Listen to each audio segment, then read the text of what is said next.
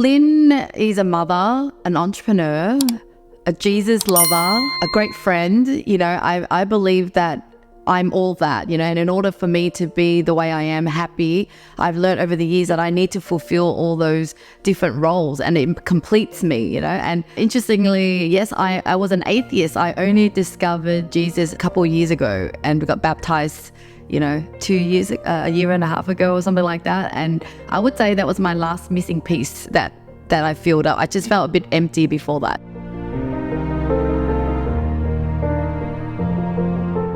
No matter what circumstance you're in, what background you're in, you can basically dream and change your life, you know. And I didn't know anything apart from, I just had a belief in my heart that my life was destined for better.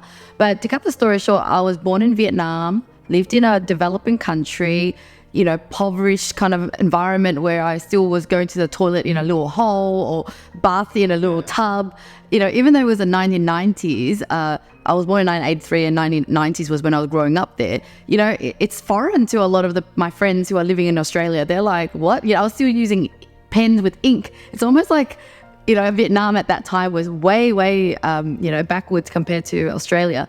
And when we moved to Australia, my parents got to work, you know, as new migrants. They're just so busy working that they really neglected taking care of us and being there for us. They were so stressed out. They were just working nonstop. And then that was when I got forced into working for them from the age of 10. And I didn't realize at the time, I mean, I knew it was wrong. I was upset. I cried. I tried to run away from home at 13 or 14. But yeah, basically that was child labor, forcing a young kid to work. And I ended up running away from home, ended up being a single mum at the age of 20. You know, all my fault actually. Didn't know what I was looking for in a guy. It was kind of like I had daddy issues, right? My daddy didn't love me. My mum was harsh on me as well. And so I was seeking love in all the wrong places and got into a lot of bad relationships. And got myself into a lot of trouble in terms of, like, you know, being such a young mum and trying to juggle motherhood and then finishing uni. I was determined to not have my parents predict my future and be correct, because they said, oh God, you're a single mum. Now you're going to be doing nothing. You know, you're going to just get some government money and be this like lazy single mum. But I proved them wrong. And from that day onwards, I told my son, I'm going to make you proud. And that was when I, you know, finished uni, got a job, and eventually started my business. And me now, it's like basically a completely 180-degree turn, the person I was to the person I'm now.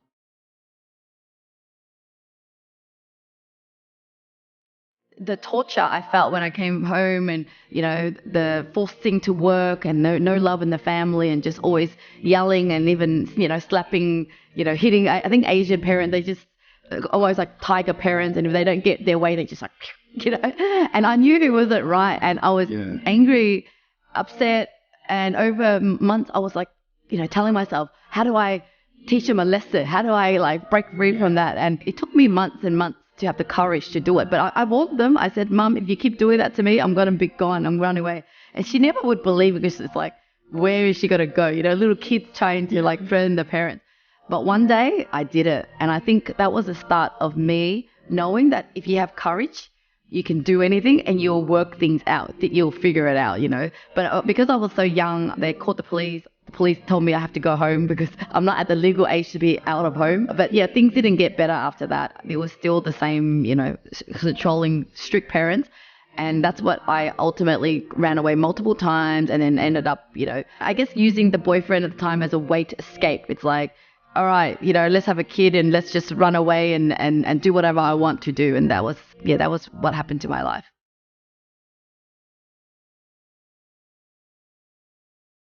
I have this funny belief that I can do anything and nothing scares me, and I actually have an inability to think about the future. So when someone says you're going to have a kid, I didn't think like, oh, what is it going to be like when I have a kid? What's going to happen to my freedom? I didn't know how to think that way. I was very like short-term thinking, and I said, oh yeah, I can do it. Quite of a cocky little teenager, and my focus was just like, I want to do what I want to do. And look, my parents, when I look back, they do love me. They didn't know how to control me, and so then they were showing in a different way.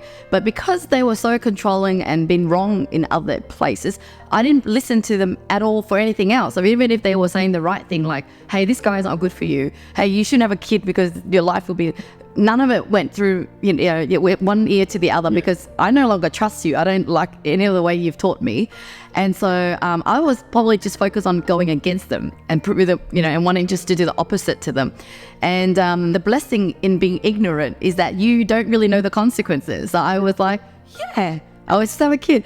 And then when I had a kid, I realized this is one of the only decision in life where once you have this decision, you're stuck with it forever. Like if you choose to jump off the plane for a skydive, you just do it once and you're back, right?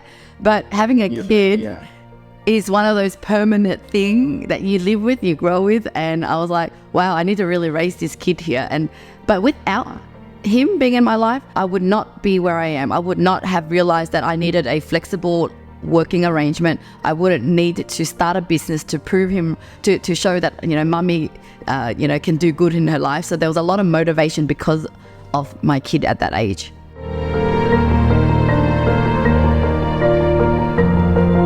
There were times when I actually asked for help and tried to get my parents to take me back. I was like, all right, I'm wrong. I chose the wrong guy. He's mean.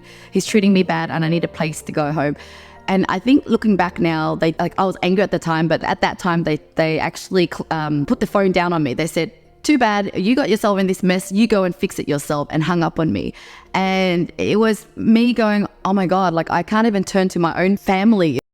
Life really is all about me and up to me. And I think when your back is against the wall and you know that you can't have any help, there's no plan B, and it's all up to you, it makes you more stronger, more like, that's it, I'm determined. And as much as there was times where I felt really helpless, I wanted to give up. I wanted to just throw in the towel and go, this is too hard. Like I'm too young for this. I can't handle all this. But because I have a son, I had to let go of those negative thoughts. I wanted to even kill myself. I was imagining maybe if I just walk in front of a car and just die, or I was even playing with the knife and trying to like cut myself. But I think it was more of a angry, like I wouldn't dare to kill myself, but I have had those thoughts, and I couldn't even distinguish between like postnatal depression because of having a baby, or is it like really I have real things to be depressed about. But because you have a child now, it's not just you anymore. You just have to find ways to make it work. And the only thing that I could think of is just taking one day at a time. I just woke up, try to do the best today, and make and over time my life just got better in the right better direction. But I guess if you think too far and you think that this is the end of the world, then you probably would do something kind of stupid. But I think at the end of the day, like if it wasn't for the child being there, like I probably would choose something stupid to do.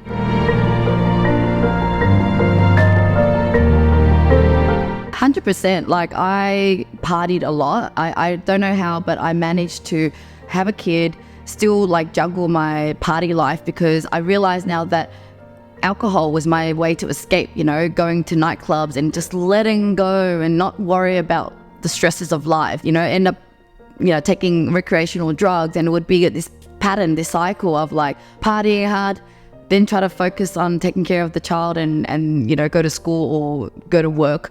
But at the same time, I really prioritize my happiness. It's like, if I'm not going out, I'm not going to be happy. If I'm not happy, I'm not going to be there for my child. And I really needed to depend on friends or, my ex's parents who are, still supportive and nice to me. Over time, eventually my parents were helpful, I try to help here and there as well. And so, there was kind of like, that's why I feel like my child, he's 20 years old now. He's actually grown up to be a very independent son.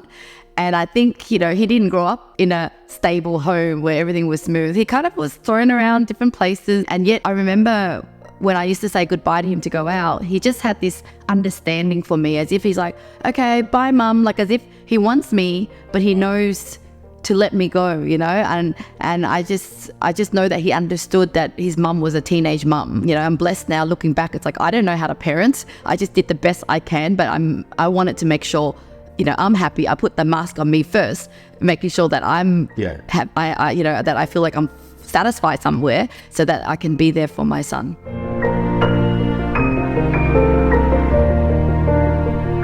Yeah, I mean, I think growing up in Australia and in most places, alcohol is just part of life. It's the culture. It's what you grew up knowing. You know, I drank even before I turned 18, and it was like, oh, wow, I could actually just forget about anything and everything. And there are times with alcohol, it also brought the aggression out of me, you know, that I wanted to just even take it out on other people, having a fight and getting that rage out. You know, it was a way to just be whatever I want to be at that time. And yeah, it's just accessible. It's something that's socially acceptable. So then you just drink. And I think I decided to quit alcohol only 6 months ago. So it's been 25 years of drinking. And now that I'm on this journey of sobriety, I realize that it's a bigger problem than you ever realize. It's a bigger addiction than most people want to admit, you know, and even as, you know, as I became a mother again and had 2 kids, a businesswoman, I was still sucked back into that drinking life, you know, here and there I would get drunk again, and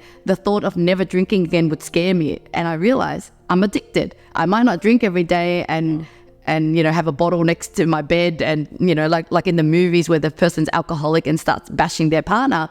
It might not look like that, but it's still pretty bad when you drink regularly and you don't really want to drink anymore. You know it's bad for you, but you still drink.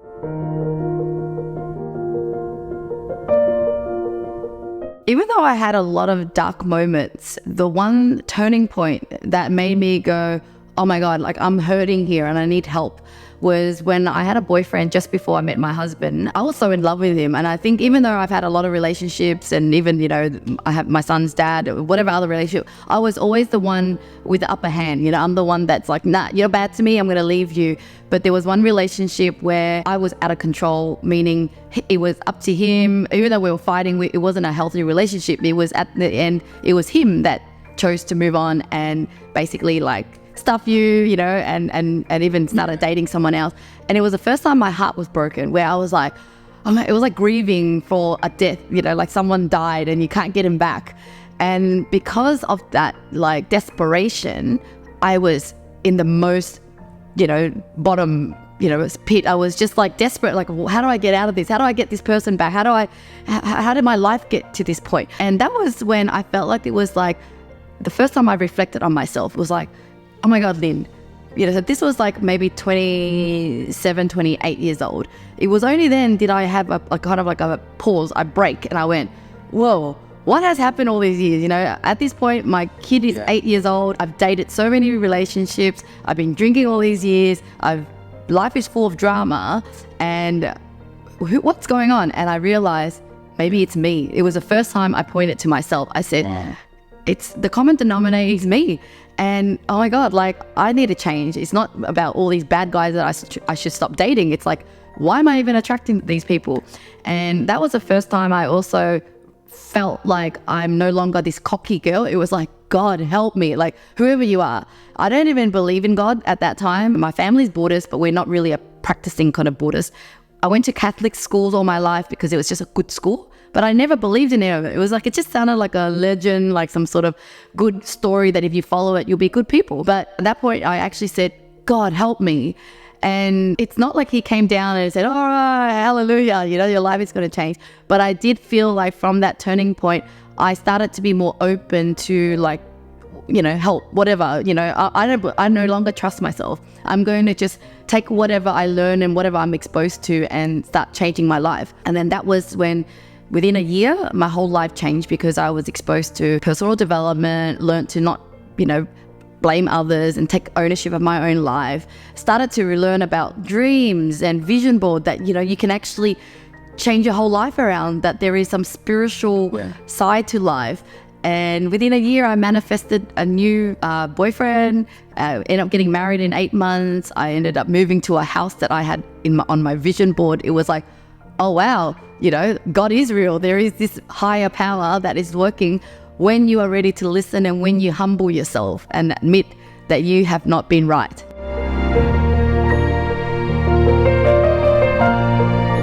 Basically, a lot of Google researching, you know, like, okay, I'm the problem. Okay. And then it was almost like searching for these statements. It's like how to not blame others, how to take ownership. It was kind of like just researching and digging into the different questions I have about life and about myself, about like relationships. And I started to become more curious about the problem that I'm facing, about like, what am I really going through? And then it led me into discovering a course called the life coaching course. And at that time I thought, you know what, I just started an e-commerce business. I had no idea much about business at that time, and it wasn't going really well either, and I'm still exploring how else can I make money, and this life coaching seems like a really cool thing. It's like helping others. And when I did that course, I was mind blown from the teachings that it taught me about our thoughts, about our mindset, about the way life works. Up till then, I actually just thought that we all have eyes, we see the same thing. We all have ears, we hear the same thing. I didn't know that our reality is different. And so that course was quite tremendously effective, because it was like the full 10 weeks course or something on personal development or on your psychology. And then that really accelerated my learning about myself and about the world. And the more I was addicted to learning. And there was the first time I even heard about Tony Robbins. Never heard of him before. And I loved Oprah, but I started to read up on Oprah's, some of her teachings around gratitude. And then I started practicing gratitude, just writing down 3 things I'm grateful for. And it was a struggle at the beginning. It's like, I literally have nothing to be grateful for. My life is horrible right now. But then I just trusted in the process. Okay, if they've got all the success and I don't, let's just trust it. So I started writing down simple things like the weather's good, that I have a son, that he's healthy. And from then on, that, keeping a journal and counting my blessing really just started to change my life. I just felt good about myself. And when you're good and you're grateful, more great things come.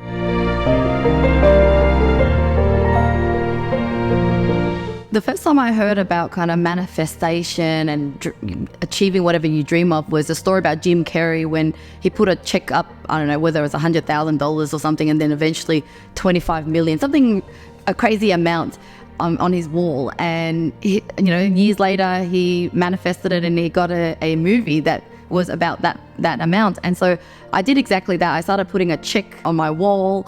And what a vision board is like, what is your dream? What do you want to achieve in the future?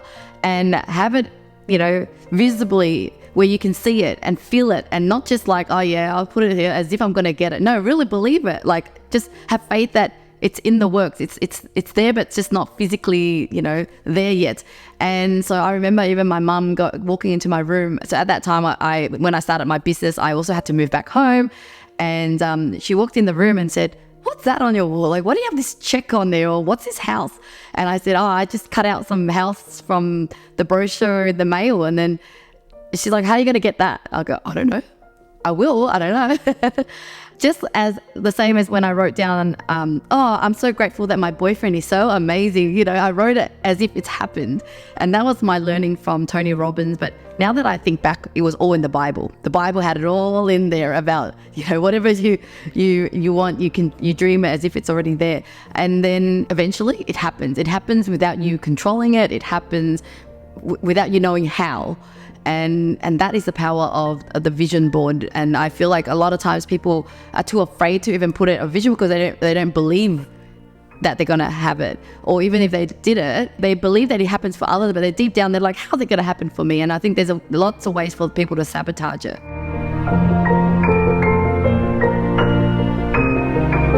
When I started learning about vision boards and manifestation, it was a taste into spirituality. And I felt like, oh my God, the world works in a miraculous way. It's not just this physical world. But after a few years, I can't remember how many years, but like a chunk of years where I felt still spiritually hungry, I felt like, so what? I'm manifesting all these material things. Why did I still feel a sense of emptiness? Sure, I love helping people and I love what money can do for others, but it was like, I want more, like teach me more. But every book that I would open up, it's the same thing. It's like, what do you want in your life? How do you manifest the dreams and more things for yourself? And I no longer felt like more material things was going to make me happy. I just knew there was something missing. One day, I think early 2020, I stumbled across a video on YouTube, Pastor Vlad from Hungry Generation, a Washington, US guy, right? And I think I was going through, different time in business. In business, it's always up, down. And I think at that time, it was one of those downtime. And I must have researched a topic called around like things get worse before they get better or something. It was just like a slogan. And then there was a video that talked about that, and the guy happened to be a pastor, but when he explained it, it wasn't like a priest where it was boring. It was like, the way he articulated, it made me understand the concept about life. But also he referenced the Bible, verses from the Bible. And that was when my light bulb moment went, like, maybe everything has been in the Bible. Maybe what I need to do is go to find a church like his church, something that's a bit more fun and not like a Catholic church that I'm familiar with. And so I got myself to Hillsong. I went on my own, and because that's the only one that I knew at the time.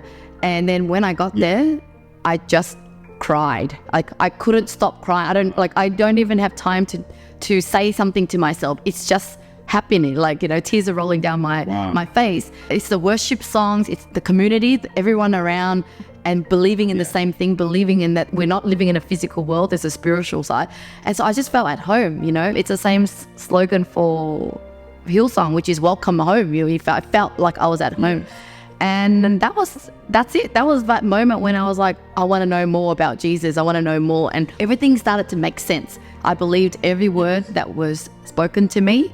And I read the Bible, or I kept listening to more sermons. And then the more I learned, the more I became a better Christian, like understanding about money, understanding that, we're just stewards of money and we live in a temporary world and it's everyone's children. It started to make a lot more sense. So then now I'd say that I feel so complete, because I can never really finish reading the Bible, or even if I reread it, there's still a challenge of becoming a better Christian, right? And so it's going to be a lifelong journey of being a Christian, or be Jesus-like, that it's going to keep me really busy.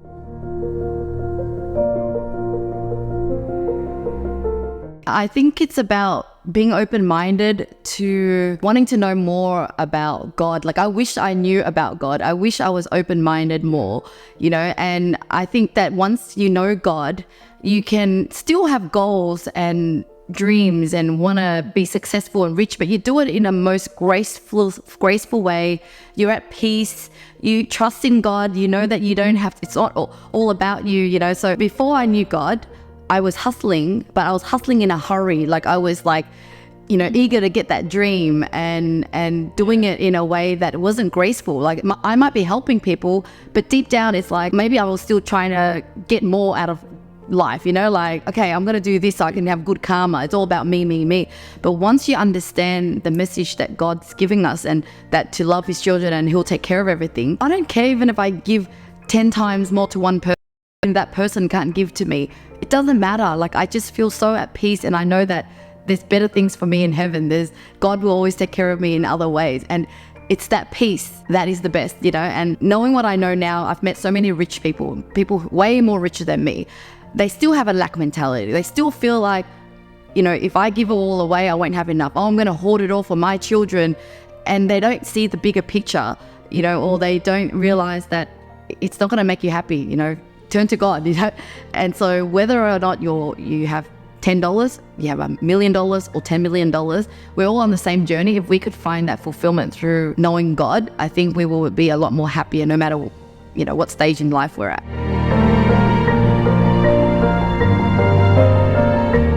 Number one is to acknowledge and realize that you do need to have all the different areas in life to make you fulfilled, and to give back to the different areas that are important to you. And when you do, then you prioritize. Like, I schedule it in, my travel time, my fun time is just as important as my work time. So it's all scheduled in, it's booked in, and I spend time, planning it as much as I go and plan, the goals for my business. I make time for my health. I make time for my personal care. I make time for my husband.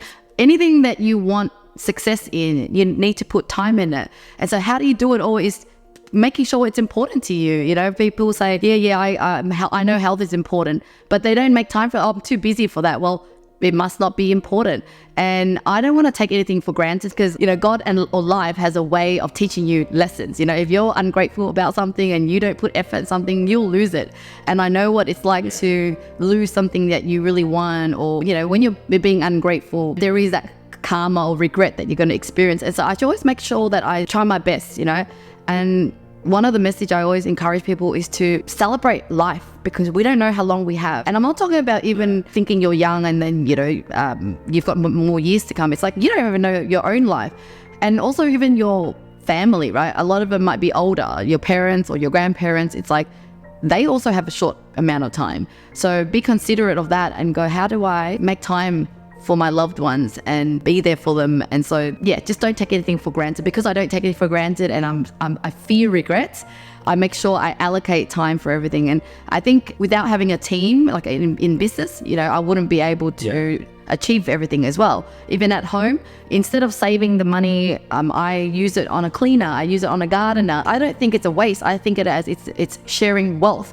The money I make, I invest in these people who give me back time and happiness, energy, because they do what I don't want to do. And then we're making this world a better place.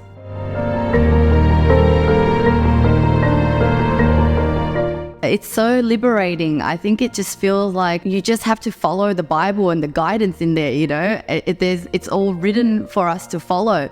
It's like over the weekend, I got mad at someone, and in that moment, I had two choices. Go with Lynn's way, which is like, confront them, give them a piece of my mind, or hang on, I know what's better for me. I know what God has taught me is to be a good Christian. And so I was able to kind of like, okay, breathe. How do I become a better Christian? Okay, I need to go and deal with it maturely. I go and spoke to someone, learned to like breathe it out, not confront it, and trust that God will have his own way to, judge or to give lessons to people. It's not all up to me. And I had the best outcome. Like I ended up not being angry anymore, and there's peace. And then I just realized in life that, back before I knew God, I felt like I had to do everything. I had to, tell people how I feel. I need to confront everything. I need to fix everything. But what I've learned is that our Father, God, is there. He will have his own way of dealing with things. And you don't have to fix it. You just have to focus on yourself and be a great person, to be a great example to others, and that's it. Leave it to him. And it's the same principle in business now. Back then I would be like, oh my God, there's a fire, I need to fix it, and whereas now I kind of go, I pray on it. I actually write down, God, this is what I want to pray for. Sit and relax, because what's the point of worrying? I think there's verses in the Bible, but there's no need to worry. Tomorrow has its own worries or something like that. And so then sleep it off. Next day, something happened. Someone comes up with a solution. Just some random things that would just happen.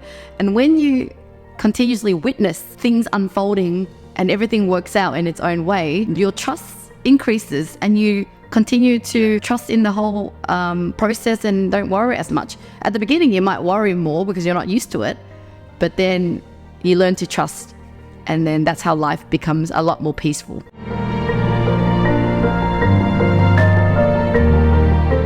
I feel fulfilled. I feel like I've gone through all the challenges so that I could have the experience that I could share, that I can inspire people. Everything happened for a reason, and I can just feel like I'm also relieved to know that I'm at a place where I've gone through all the tribulations and problems in life. And what I've learned about life is that you either seek challenges and proactively look for troubles to fix, and then you learn lessons that way, or else it will come to you. You will eventually learn things. And so there's people who are going through tribulations and challenges at a later stage, 40s, 50s, and I've experienced that when I was at a young age. So I feel really grateful. I feel like I'm at a place where it's time to just give back, to share my experiences, to teach everything that I've learned about life.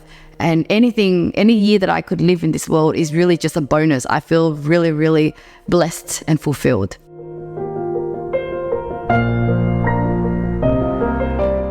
Yeah, that's beautiful. Well, I want to say, dear God, I pray for those who are listening, whatever you're going through, God's got your back. Please just trust in God's process that, there's better things to come, and just listen to my story, replay, and remember that everything happens for a reason, and enjoy the process and know that God has better things waiting for you. And if I can do it, you can do it. And yeah, I just pray that I could be your inspiration. And if there's anything I can do, please reach out, comment,